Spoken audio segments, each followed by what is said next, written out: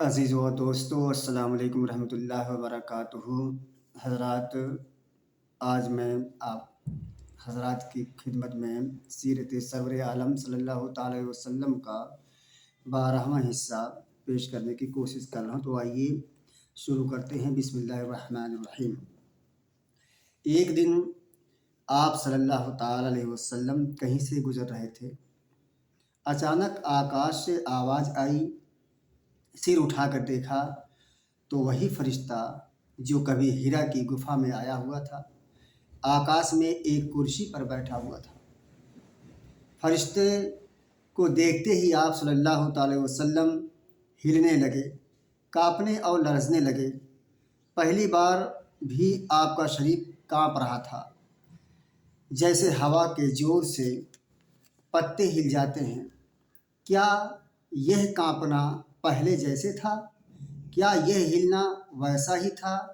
بھے اور گھبراہٹ کا، رعب اور ڈر کا نہیں، اس میں خوشی کی مٹھاس تھی، پرسنتا اور اطمینان کی ٹھنڈک تھی۔ آپ اسی حال میں گھر آئے، فرمایا، مجھے کچھ اڑا دو، مجھے کچھ اڑا دو۔ آپ صلی اللہ تعالی وسلم کو ایک کپڑا اڑا دیا گیا کہ اتنے میں وہی فرشتہ یہ وہی لے کر آیا جو قرآن مقدس کی آیت کا ترجمہ ہے۔ سماعت فرمائیں۔ اے کپڑے میں لپٹنے والے، اٹھو، لوگوں کو ڈراؤ اور اپنے رب کی بڑائی بیان کرو اور اپنا دل پاک رکھو اور شرک کی ناپاکی سے دور رہو۔ یہ قرآن مقدس کی آیت کا ترجمہ ہے۔ اب کلیجے کو ٹھنڈک مل گئی، من کو شانتی پراپت ہو گئی، طبیعت کو اطمینان ہو گیا، سب اندیشے دور ہو گئے، سارے خطرے ٹل گئے۔ رہی خدیجہ تو نہ پوچھو ان کا کیا حال تھا، دل گلاب تھا تو چہرہ چمکتا ہوا چاند، کیونکہ ان کی تمنا اور آرزو پوری ہو گئی تھی۔ وہی کا انتظار تھا، وہی پھر آ گئی۔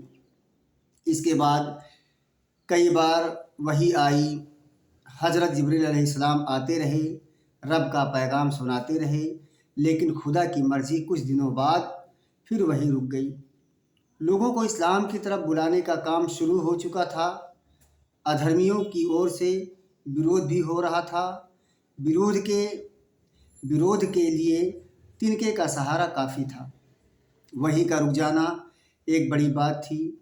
انہوں نے اس موقع سے پورا فائدہ اٹھایا اور بولے، یہ تو خوب نبی ہیں، 2-4 دن اوپری دنیا کی بات چیت رہی، جبریل کا آنا جانا رہا اور پھر غائب، بات چیت اور سندیش سب بند ہو گئے۔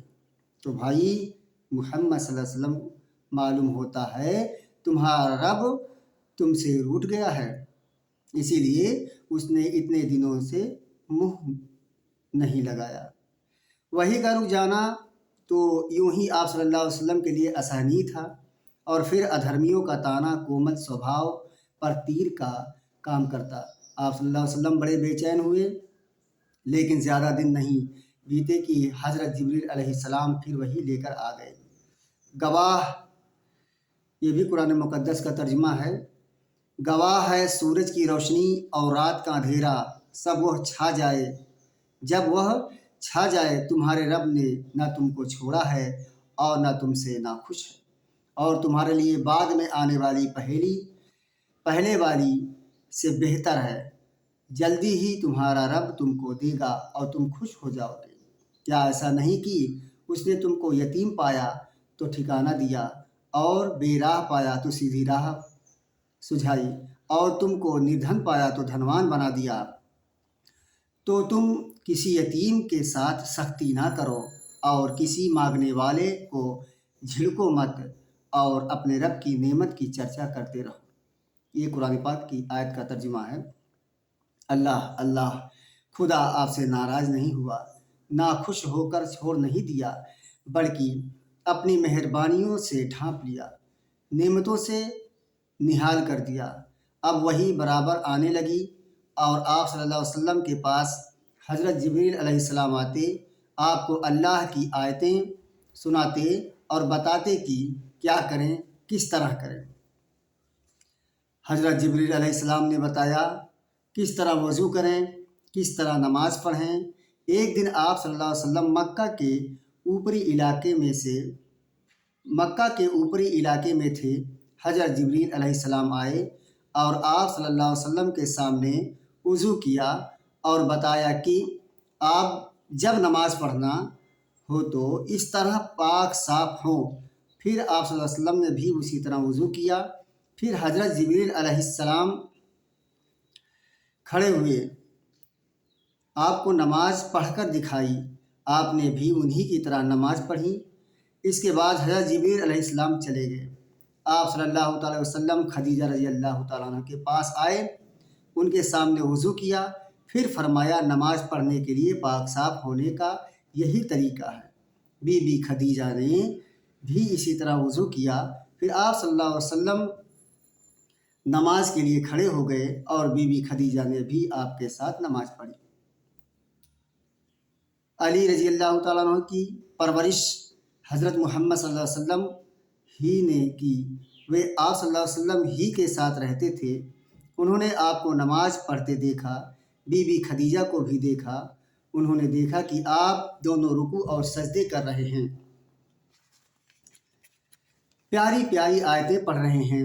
ان آیتوں میں اچھی اچھی پیاری پیاری باتیں ہیں۔ علی رضی اللہ تعالیٰ عنہ تعجب سے یہ سب دیکھتے رہے۔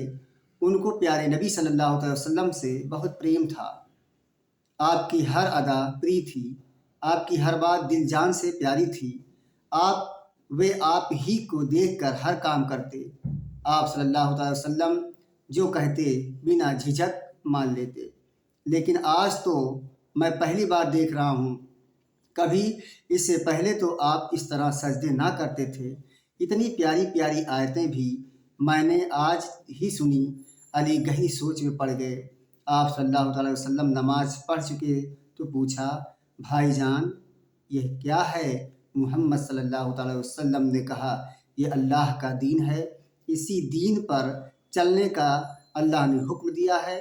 اللہ کے جتنے رسول آئے سب یہی دین لے کر آئے۔ علی رضی اللہ تعالیٰ عنہ کو بہت تعجب ہوا۔ انہوں نے پوچھا، اچھا یہ رکوع اور سجدے کیسے ہیں؟ محمد صلی اللہ علیہ وسلم نے اللہ نے مجھے نبی بنایا، مجھ پر اپنی ہدایت اتاری ہے تاکہ میں لوگوں کو اچھی اچھی باتیں بتاؤں۔ لوگ بھٹک رہے ہیں ان کو سیدھی راہ دکھاؤں، ان کو اللہ کی عبادت پر ابھاروں۔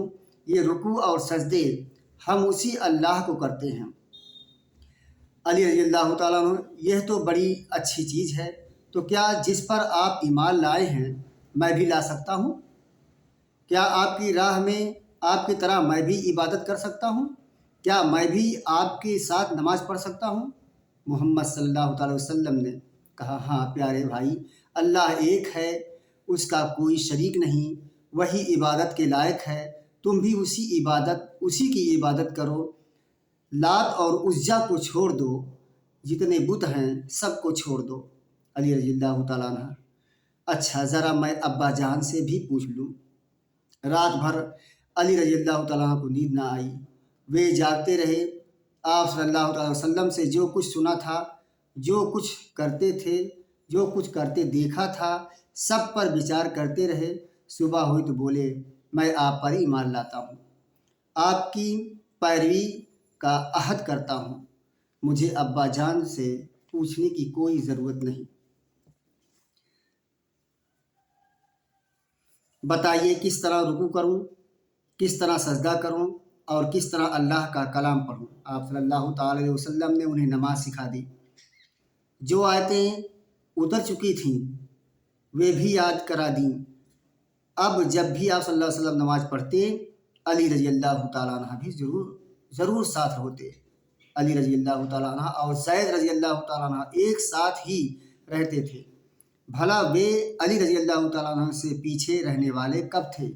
وہ بھی ایمان لے آئے اور چاؤ سے دین کی باتیں سیکھنے لگے۔ اس طرح سب سے پہلے بی بی خدیجہ نے اسلام قبول کیا، پھر علی اور زید رضی اللہ تعالیٰ عنہ نے اسلام میں داخل ہوئے اور مرتے دم تک آپ صلی اللہ علیہ وسلم سے چمٹے رہے۔ ان لوگوں کا اور آپ صلی اللہ علیہ وسلم کا جب سے ساتھ ہوا، انہوں نے آپ صلی اللہ علیہ وسلم کو بہت بڑا انسان پایا، آپ کو اتنت سجن اور نیک دل پایا، اور نہ جانے کتنے اچھے اچھے گن اور وشیشتائیں آپ صلی اللہ علیہ وسلم کے اندر دیکھیں۔ یہی وجہ ہے کہ ان کو آپ صلی اللہ علیہ وسلم سے بے پناہ پریم ہو گیا۔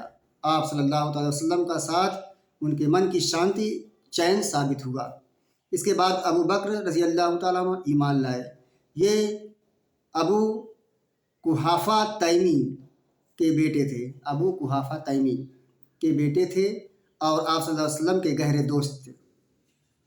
آپ صلی اللہ علیہ وسلم کی سچائی اور پوترتا سے بہت خوش اور پربھاوت تھے، اسی لیے آپ صلی اللہ علیہ وسلم سے بڑا پریم رکھتے تھے، بہت عزت کرتے تھے اور آپ کے ساتھ کو غیر معمولی نعمت سمجھتے۔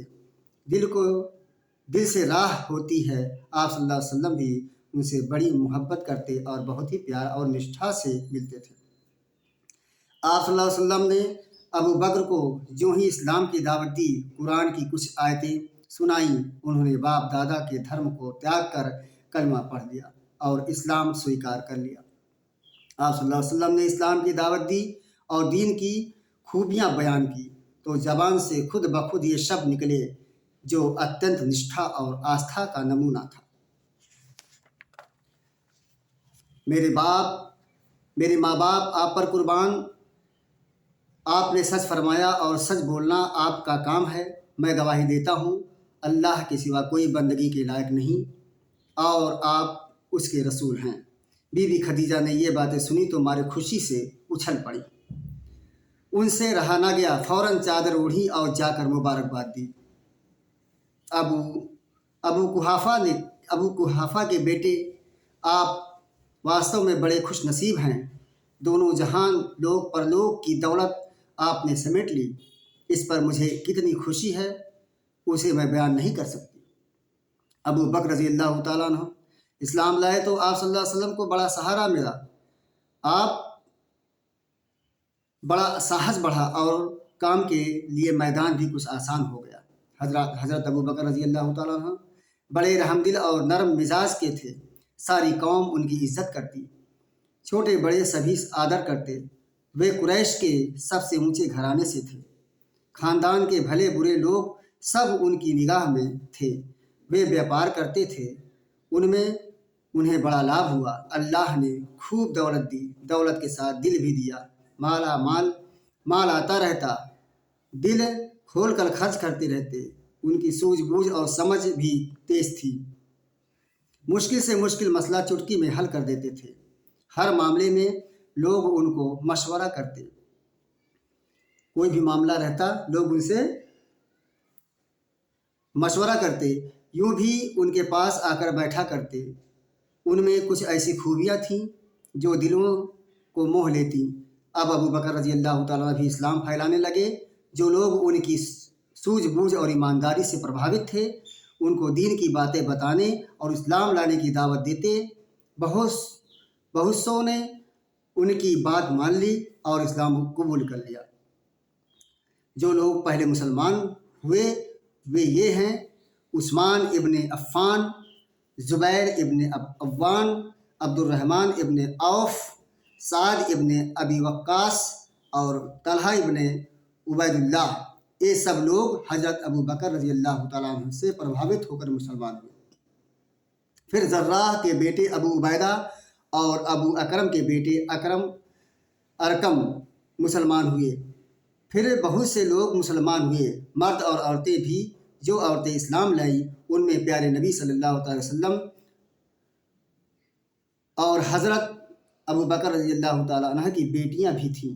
اللہ نے ان سب سے خوش ہو کر ان پر اپنی رحمتوں کی بارش کرے۔ صدق اللہ مولانا العظیم۔ حضرات، سیرت سرور عالم صلی اللہ تعالیٰ وسلم کا آج 12واں حصہ پورا ہوا۔ انشاءاللہ تعالیٰ کل آپ سب کی خدمت میں سیرت سرور عالم صلی اللہ علیہ وسلم کا 13واں حصہ پیش کیا جائے گا۔ تب تک کے لیے خدا حافظ۔